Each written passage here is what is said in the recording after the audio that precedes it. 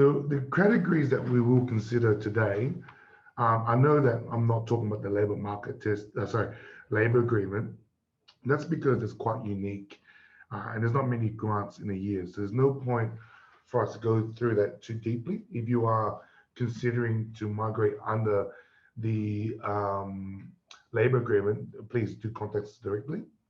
But today we'll be talking about doing the 482 and possibly moving over to the 186 on the transitional stream, which will get your PR. The subclass 186 direct entry, which is a direct PR, and then the subclass 494, which will lead towards the permanent residency under the 191. So a lot of people get this mistaken. A lot of people are too focused on the general skill migration. They never realize that perhaps the person you're working for could sponsor you. Okay, so today's agenda isn't about us getting more clients, but it's actually trying to speak to everybody through one webinar so that people start to learn and telling each other what they can do.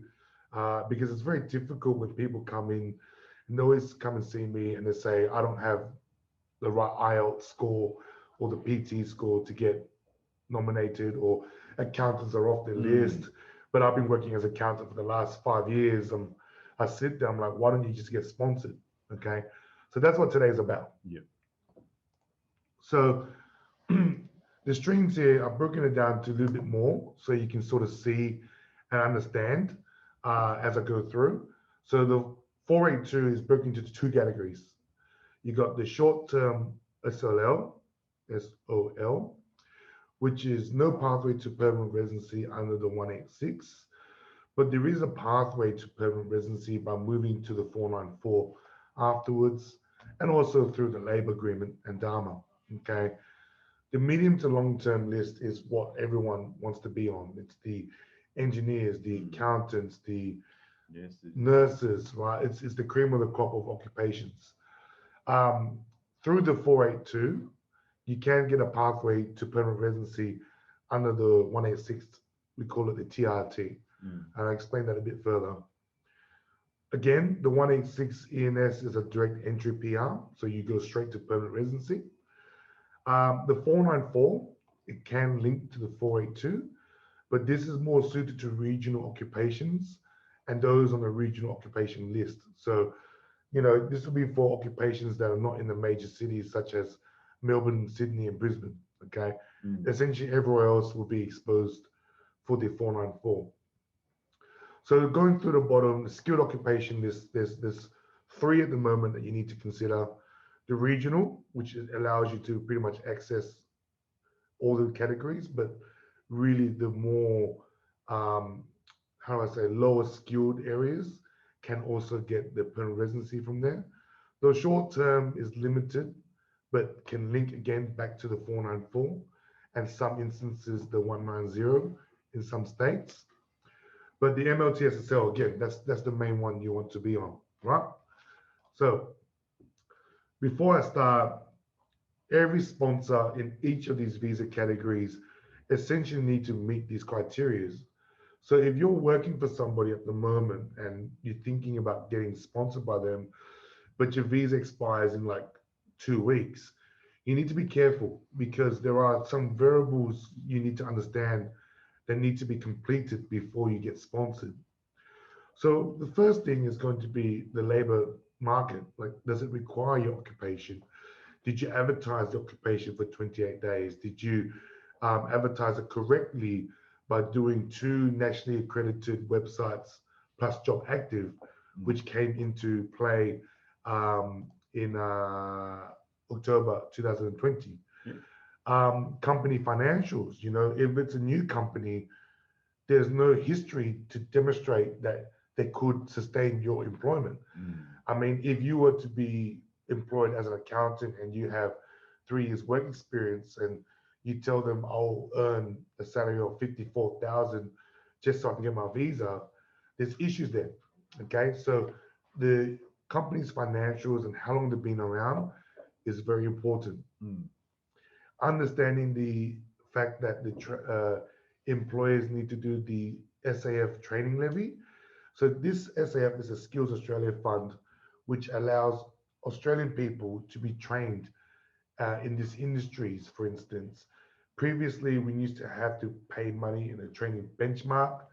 Now it's just money to the Department of Education, and they would then train the Australians in the different areas.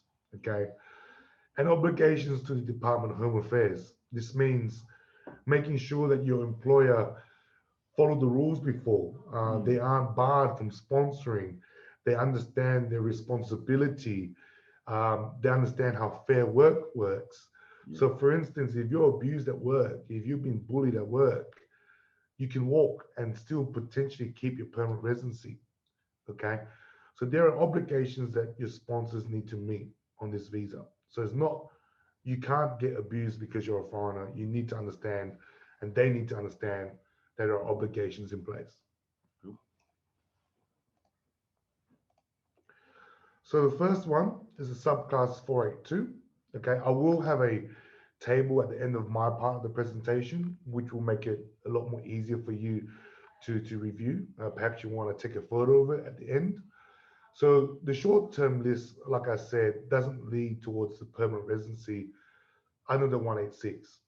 Okay, so a lot of people do the short-term 482 so they can get the required work experience, right? So to qualify for the 482, you do need to have 2 years work experience. And to get to the 494, you actually need 3 years work experience. So for a lot of people who don't have the work experience, they ask me, where do I go? I advise you to do the 482 first and then move to the 494. So this is a very popular option for people on graduate visas who studied here, who has 1.5 or maybe 2 years, or it's actually who has 2 years work experience and is short of the 4 years, 3 years. This is the way to go. There is no mandatory skills assessment, but there is, if you follow this legislative piece, a list of occupations which require skills assessment. And these will be mainly occupations that are trades, such as electricians, chefs, and so forth, cabinet makers and stuff.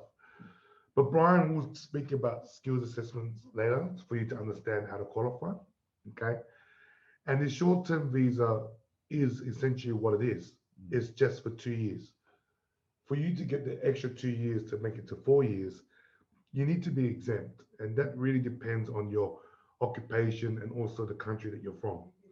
So, really, you need to capitalize on this visa if you want it.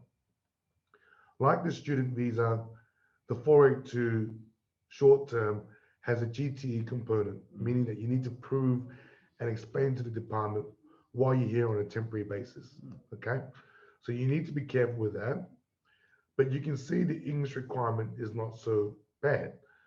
I've written it as PTE. Traditionally, I will write IELTS, Mm. but because everyone just does PTE now, it's just easier for me to write it like this. So, for anyone who is a traditional IELTS person, I do apologize. The whole presentation's in PT format. So here they need an overall score of 36, which is essentially IELTS 5, and you can't have anything less than 30 in any category, which is 4.5. The 482 under the MLTSSL, this is the pathway to permanent residency. This will allow you to continue working with your employer, and once you've completed the 3 years while holding the 482, you can move to your permanent residency. Again, the skills assessment is the same thing. It's exactly like the short-term list. Mm. However, you're able to hold this visa for 4 years. And this means that this will give you the pathway to the TRT and will allow you to continue working for your employer. This can also continue to be renewed. So unlike the short-term list, you can be on this forever and keep renewing it. Okay.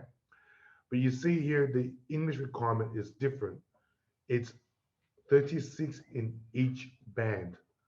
Okay. So this is very crucial because everyone's focused on everything else and they forget about the English. It's 36 in each band. And now, so if you did the 3 years under the transition, the 482 on the medium to long term list, again, this is your pathway to PR. The only difference here is that the IELTS score will now require you, or the English score will now require you to score 50 in each band. Okay. So during the time that you work for somebody for 3 years, you guys need to really consider I need to work on my English because everyone works so hard to get the English for the 482, they stop and then they go work at the restaurant or they go work wherever they are Mm. and they don't realize that for me to get my PR, I need to improve my English. Okay. And this has been a major problem for a lot of our clients. So please remember to do your English at the end when you do your PR. There is no skills assessment, okay, which is a great bonus because I'll explain it to you through the direct entry stream. And again, this is less risky. You don't get as much refusals because you worked for an employer for 3 years. You've proved to the department that I've been here for 3 years. They know the position is genuine. But if you do a direct entry PR, which I'll explain in the next slide, there is no history for them to understand that your employment was real or is real. Because essentially, if you really wanted to, once the 186 is granted, you can quit. Okay. Mm. So what happens is traditionally for many years, a lot of people do the direct entry, they get their PR, and they never even work there. It causes a lot of problems. So sometimes it's best to go in the safer route. Okay, so here it is. This is the one that everyone wants to get. It's the direct entry 186. Okay, this means that you don't need to apply for any of those temporary work visas. You need to be on the MLT SSL. You need to have 3 years post qualification work experience. So really, anyone graduating from Australia, it's very hard for them to get this visa unless they qualified with their bachelor's degree and then they start working and now they have a master's degree and they're still working and then they do a graduate visa and then they do the extension. That could work. Okay. The English requirement is PT in 50 in all bands. And there is a mandatory skills assessment. And this can be very challenging, Mm. especially if you're qualified from overseas. So Brian will discuss that a little bit later, but you have no choice. You must give it. There's a higher chance of a refusal because, as you can see, this is highly attractive. A lot of people just want to apply for this straight Mm. away and get their PR. I believe the refusal rate for last time was quite high. I think it was close to 60s and 60, 70s. Yeah. 60% refusal rate. Yeah. Okay. So if you're not on the MLTSSL, if you're not on the short-term SOL, and you're on the regional list, which is more, how do I say, diverse in occupations. It has the hairdressers, masseuse, etc. This will allow you a pathway to PR, but it's a very long process. Okay. So when people tell you you can get your PR, they're not lying, but you need to understand the complications with this. So it's only available to the regional areas and major cities such as Perth, Adelaide, the Gold Coast, Canberra, and Mm. Newcastle. And then this will allow you to apply for your PR under the 191 visa after working for your employer for 3 years. Okay. Did this replace the 187 from the past?